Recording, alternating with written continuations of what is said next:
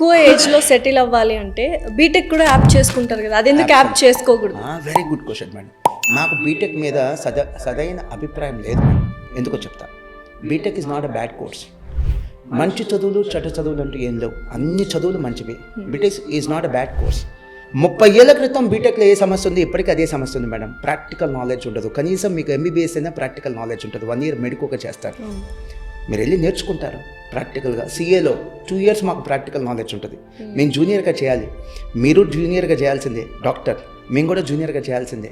ఖచ్చితంగా ఆ practical knowledge ఇక్కడ ఉంటుంది మేడం. 30 ఏళ్ల క్రితం ఉన్న సమస్య ఇప్పటికీ ఉంది మేడం. మంచి క్వశ్చన్ అడిగారు మేడం. సప్లై ఎక్కువ ఉంటుంది, డిమాండ్ తక్కువ ఉంటుంది ఇంజనీర్లకి. ఇప్పటికీ అదే సమస్య. సప్లై ఎక్కువ ఉంటుంది, డిమాండ్ తక్కువ ఉంటుంది. చదువుకుందోటి పని చేసేది ఇంకో. ఎగ్జాక్ట్లీ అసలు సంబంధం ఉంటుంది. మళ్ళీ ఇప్పుడు నా కజిన్ ఒక అతను ఉన్నాడు మేడం, నాకు ఇప్పటికీ వాడంటే కోపం. మా ఫ్యామిలీలో is one of the best guy. వాడు బీటెక్ కెమికల్ చదివాడు మేడం. వాడికి ఇంట్రెస్ట్.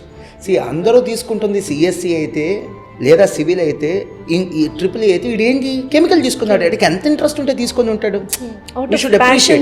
ప్యాషన్ కదా. వెళ్ళి సాఫ్ట్వేర్ జాబ్ చేస్తున్నాడు. నాకు అది కోపం మేడం. అరే నువ్వు ఏ డ్రీమ్తో చదివావు బీటెక్, నీ మీద గవర్నమెంట్ ఎంత ఖర్చు పెట్టుంటుంది? ఒక BTech mechanical, BTech civil engineer, BTech electronic engineer లేదా బీటెక్ కెమికల్ ఇంజనీర్ రెడీ అవ్వటానికి గవర్నమెంట్ ఎంత ఖర్చు పెట్టుంటుంది? నువ్వెంత టైం స్పెండ్ చేసి ఉంటావు?